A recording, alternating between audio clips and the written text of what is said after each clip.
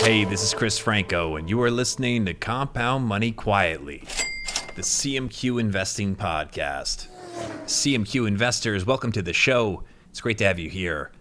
I stirred up a little bit of controversy earlier this month on Instagram through our account, Charlie Munger Quotes. I shared the following as a text post via Instagram stories. Let me read it to you. I said, one lesson that Charlie Munger's investing success illustrates is that all you need is 2 or 3 great businesses to make a fortune. Much higher probability of success than doing ARK ETFs or Robinhood day trading BS. Hey now. Yes, that's what I said, and I stand by it. Now, I received a number of questions, and I'll read a few of those to you, the last of which I'm going to respond to in this episode. The first message in reply that I received in our direct messages is from PsychoBoy824, who says, Franco, you're a dead man. The next comes from someone, and I'm not going to read the full name just to protect their privacy, but it's Cathie Wood, BFF. They write, and it's a little tricky because there's emojis, but it says, I'm going to gut you like a, and then it's just the fish emoji. So not sure what they mean. Maybe it's like some inside reference, but last but not least, and this is what I will respond to, comes from Brian.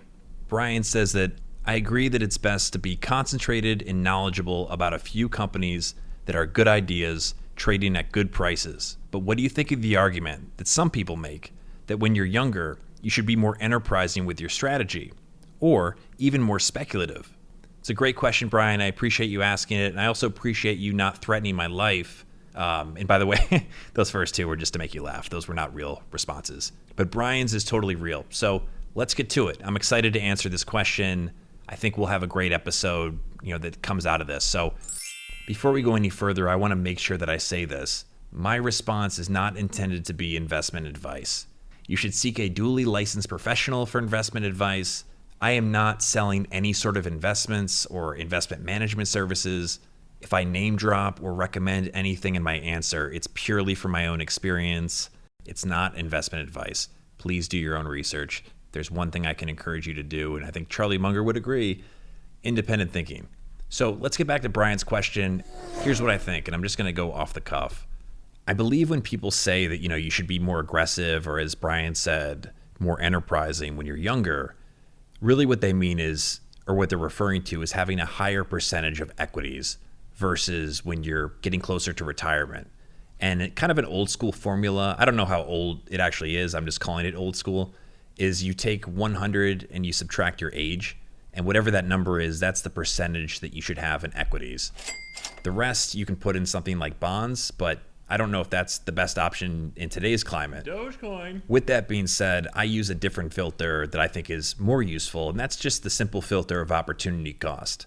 Charlie says it like this, and this is from 1994. Opportunity cost is a huge filter in life.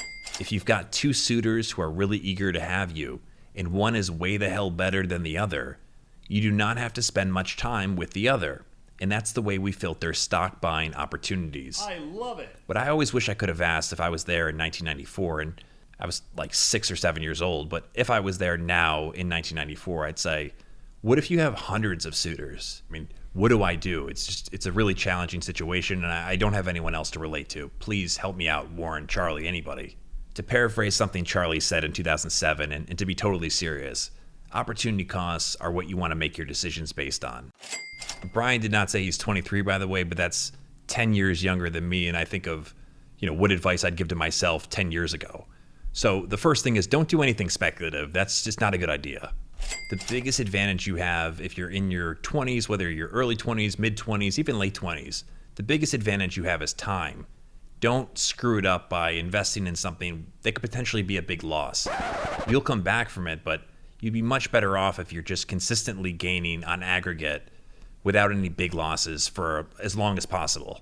I would recommend an S&P 500 ETF, specifically Vanguard's. It's VOO is the ticker. The expense ratio is only 0.03%. You can compare that to something like one of Cathie Wood's ETFs, which is, I think, 0.75%. Makes a very big difference over a long investing lifetime. Keep in mind that since inception, which was in September of 2010, the VOO has achieved average annualized returns of 13%, and that's after taxes. So I know you might be saying, okay, 13%, that's the best I'm going to do, or that's my opportunity cost. Is there an opportunity that I think could beat that I understand? Well, I want to say one more thing. Lower your expectations about future returns. Big money. I love the idea that more and more people are realizing that compound interest is so powerful. And that's something I see on our Instagram feeds, and it's just the word's getting out, and that's awesome. But these assumptions about what the rate of return will be are overly optimistic. There are a lot of factors that could easily be a headwind moving forward. So one piece of advice that I know Charlie Munger has talked about is just lower your expectations. Assume, a 5% average annualized rate of return after taxes.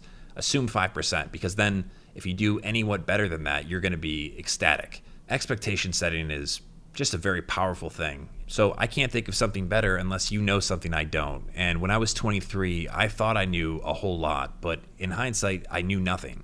I also want to mention that, and Brian, not to call you out, but this idea of beating the market by a lot, I wouldn't assume you're going to do that. Not because you're not capable of doing it, but because most active investors or fund managers fail to outperform passive indexing. So when it comes down to investing a little bit more aggressively when you're younger, the lesson is to, concentrate in equities. The biggest advantage of investing in your early 20s is the time that you have in front of you. That's the real magic that you can tap into through the power of compounding. And Warren Buffett is the best living, breathing example of this. I highly recommend you listen to episode 2 of Compound Money Quietly. It's all about compounding. It's called Compounding Your Way to Wealth. It talks all about Warren Buffett's childhood obsession with compound interest and how, his ability to grasp this concept has helped him just as much, if not more than anything, in becoming one of the wealthiest people on the planet and having maintained that position for a very, very long time period. Warren Buffett says that compound interest behaves like a snowball of sticky snow, and the trick is to have a very long hill, which means either starting very young or living to be very old. So if you're 23 and you have money to invest, you are way ahead of most everyone. And so you're in a great position. The key is to be sensible. The most sensible thing, and I believe the math would prove this, is an index. If the worst case scenario happens, you're not going to kick yourself in the head and be like, God, I was so stupid to get involved in the S&P 500 index. What was I thinking? You'll never have that reaction. You would if you put all your money in Tesla. Not saying Tesla's not going to be, whatever you hope it'll be, but that is something that you'd want to kick yourself in the head over because you're buying an overvalued stock. The biggest challenge that younger investors have is the influence of their friends. I think it's awesome that, we're more open about what we invest in or the fact that we're investing at all, but there's just more of a social element to investing now than there was. I would recommend not following your friends. Now, if your friends are listening to this episode with you, well, you guys are going to be like a support group. Do the rational thing, because it's very easy to divert from that. So that's great. But if your friends are talking about, Dogecoin and penny stocks and certain IPOs or SPACs, if they start uncontrollably crying anytime that Elon Musk makes some sort of announcement, or if they're watching a YouTube video about Tesla and Elon Musk comes on the screen and they just start bawling their eyes out and they say, thank you, Lord, Elon. Well, don't listen to them, okay? And unless your friends are incredible business analysts, they don't know what they're talking about. And if for some reason their investment idea works out, it was most likely luck. You're playing the long-term game. That's what we're trying to do here. Wealth is built over the long term. It's built through compounding. Another reason to consider passive indexing is because in all likelihood, you probably haven't experienced real market pain. And that happens, in a bear market. It can happen when, stocks just aren't going up all the time and you can't catch these crazy waves. It's a really interesting thing when you start to put some serious money behind one name and then one day it drops 35%. That will test your psychology. And if you don't have that down pat, you're in all likelihood going to do something that causes you to lose money. You're going to sell, you'll trigger short-term capital gains. I've been there. And actually a quote from Warren Buffett that was, I'm going to paraphrase, but dumb money ceases to become dumb when it recognizes its dumbness. Discovering that quote coincided with my epiphany that, hey, I should be indexing. So I was indexing, 80% equities, 20% bonds for quite some time, probably a couple of years. And in that time period, I was educating myself. I was putting the work in that's required to be an individual investor, an investor who is, sound in principle, sound in thinking, and has the right temperament. Buy the dip. One last thing, if you have any peer pressure from your friends to, be more speculative, try this. Tell them you want to have a bet. Whoever does the best over a 10-year period, you're going to do your passive indexing, they're going to do whatever they're doing. Whoever ends up with the best return in 10 years, that person wins, and they get to take the other person's entire portfolio, liquidate it, and take the money. Just see what they say. And that's what Warren Buffett did with hedge funds. Now, he didn't take the money, but he bet $500,000 that nobody would be able to outperform the S&P 500 index doing whatever they're doing because there's fees and everything else. And sure enough, he won. And 10 years is actually, even a little bit risky because it's after 15 and 20 years when the likelihood of some other strategy beating passive indexing becomes far less likely. The other advantage is that you'll have a lot more time than they do. While they're refreshing multiple monitors and reading all sorts of speculative BS during their weeks, you have time to invest in whatever you want, meaning your time and energy. And in your 20s, the best way to really, build up your base, your capital base, is to dedicate yourself to whatever your job is. Make yourself as valuable as possible. Learn as much as you can. Make connections. One of your biggest opportunities is increasing your market rate. When I was in my 20s, I worked my face off, to the point where I'd always get those friends or family members being like, why don't you take a break and all this stuff. And, I could have been a little more balanced. I could have taken a day off here and there, but I just had a drive and I went for it and I learned a ton and I made myself extremely valuable in my market.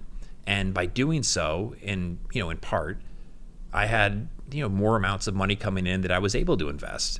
You get the idea. I hope that helps. I hope all of you do really well. And that's certainly, we're all trying to do well, regardless of what age you are. So let me know what you think. If you've got a really great idea of what's better than the S&P 500 index over a 10-year period or more, don't hesitate to let me know. I never claim to have all the answers. I really enjoy the intellectual exercise, if you will, about thinking through the different potential options we can take as investors. Here at Compound Money Quietly, we like to base what we're saying on empirical evidence, academic studies, legendary investors, and the lessons that they teach. Check out episode 6. It's called Warren Buffett's $100 billion investing lesson. Then in episode 7, I answer the question, when should you sell the stock? I take a bunch of legendary investors and I synthesize all their answers. So you get a real full perspective of, what these wise investing minds would do if they were trying to determine whether or not to sell. One of those investors, Charlie Munger, always reminds us that the best thing a human being can do is help another human being know more. If you learned something from this episode, share it with a friend, help them become a little bit wiser about investing. If you're listening on Apple Podcasts, please take a few moments to leave a written review. It doesn't take very long, but it goes a very long way. And as I've said before, and I'll say again, I genuinely enjoy reading them. They're very motivational. And also, thank you to everyone who has left a review so far. It means a lot. And last but not least, we have a newsletter which you can access at cmqinvesting.substack.com. Sign up for free. You'll have access to all the newsletter updates about our specific episodes. There is a paid version, but it's not like one of these deals where we try to lure you in, and there is plenty of content for you to enjoy as a free subscriber. If you do feel like supporting CMQ Investing, then by all means, it'd be great to have you as a paid member, and there is a very unique content experience behind the paywall. With all that being said, my name is Chris Franco. This is Compound Money Quietly, the CMQ Investing Podcast. Thank you for listening. We'll talk soon.